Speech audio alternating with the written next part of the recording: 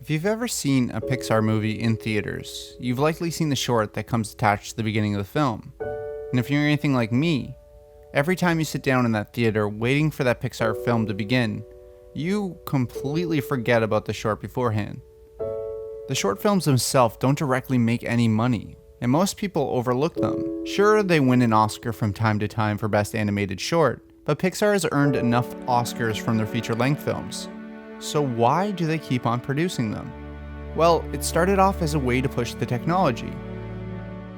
Back in 1984, before Pixar was the studio we loved, they were a division of Lucasfilm called the Graphics Group. Initially, Pixar was a high-end computer hardware company, whose core product was the Pixar Image Computer, and animation wasn't even a goal of theirs. They developed a system that primarily sold to government agencies and the medical community. Fortunately for us, the system never sold well, so in hopes of boosting sales, an employee, John Lasseter, who had a history in developing short films, suggested that they show the product's capabilities with demonstration through animation. So they began testing the waters and produced a short film called The Adventures of Andre and Wally B. The film showed what a computer can accomplish. This film was less of a film and more of a test of the tech. We had the particle systems by Bill Reeves we wanted to showcase, and we had motion blur. This was one of the most revolutionary things that Pixar came up with. You actually blur characters out in the direction of motion during the frame. But people were still in awe of what they saw. They had never seen fully realized characters. It wasn't until Luxar Jr. was produced by Pixar and shown to audiences that they were in awe of the far more realistic look. But more importantly, Pixar was trying to show off the software again. Self-shadowing was the lamp turning around and casting shadows on itself. What would be a cooler way to show off this technology than having the moving light sources be these lamps moving around so the shadows changed position all the time? However, it wasn't just the photorealism. Pixar was onto something. It was the emotional realism. Industry professionals were quoted saying it was the first computer animated film that enabled viewers to forget that they were watching a computer animation. And people were just talking about it forever as the first time they'd seen it. And the it that they had seen was the first time they'd seen emotion and character and storytelling in a computer animated film. There's curiosity, there's dismay, there's sympathy, there's bemusement, a whole range of things that he was able to get through to the audience using just a few joint angles in this thing. You realize that, okay, it's no longer a test if it's actually touching you in some way. And audiences agreed. The film received the first ever nomination ever for a 3D produced film at the Oscars. It showed character and emotion through lifeless objects. And I'll never forget Jim Blinn, one of the giants in the computer graphics research world, came to me after the show. And he said, "John, I have a question for you." And I thought, oh no, Jim Blinn, he's going to ask me about the self-shadowing algorithm. I know he is. I don't know that. He goes, "John, was the parent lamp a mother or a father?"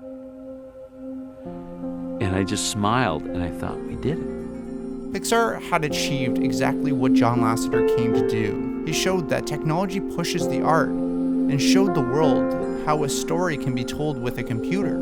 The goal slowly shifted into showing the world that they could produce a feature film. So they did Red's Dream to show that they could nail a mood and environment and implement rain for the first time. Then came Tin Toy and the idea of a story from a toy's perspective. And through so, they made the first ever human character in Pixar's history, and it pushed them in the technology. It became the first ever computer animated film to ever win an Oscar. And Pixar again knew that they had something magical on their hands.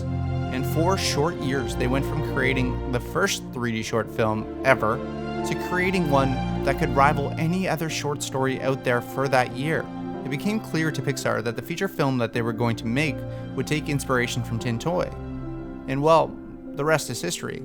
Toy Story became an instant classic, and the 3D animation was up to a point where it could believably recreate still life in motion and tell a thought-provoking story. So why does Pixar continue with these shorts? I mean, the technology is fully evolved and they've done a feature film and made money. Why go backwards rather than forwards? Well, that wasn't always the case.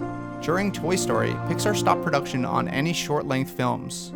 It wasn't until after the completion that John Lasseter and Pixar realized that those short films, much like Tin Toy did, helped them flex their creativity.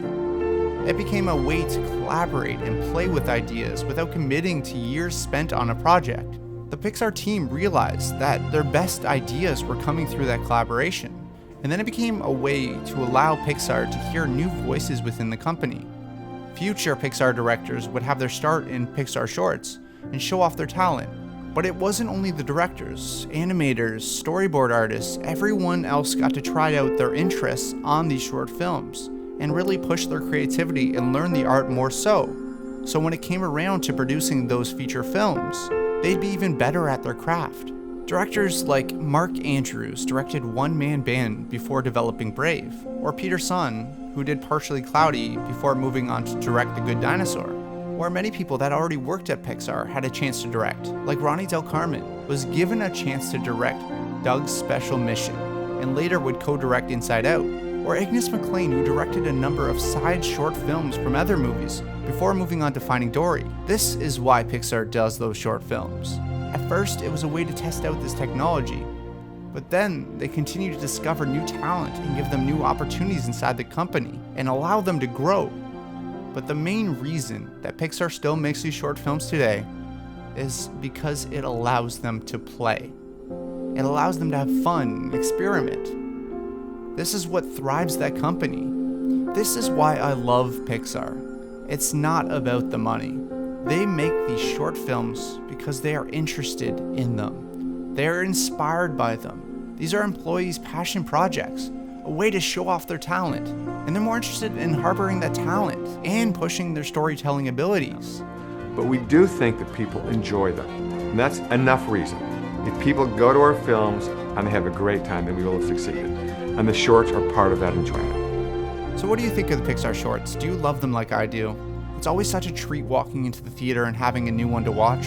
As always, thank you so much to my patrons Adam Gray, Jeremy Jacobs, Jenny Edwards, Jeremy Robson, Gabe Mershonda, Trevor Cowan, Gunnar Legland, Colleen West, and Gerard Galifa. Thank you so much for your support, guys. As always, thank you for watching. Please subscribe, and I'll see you in the next video.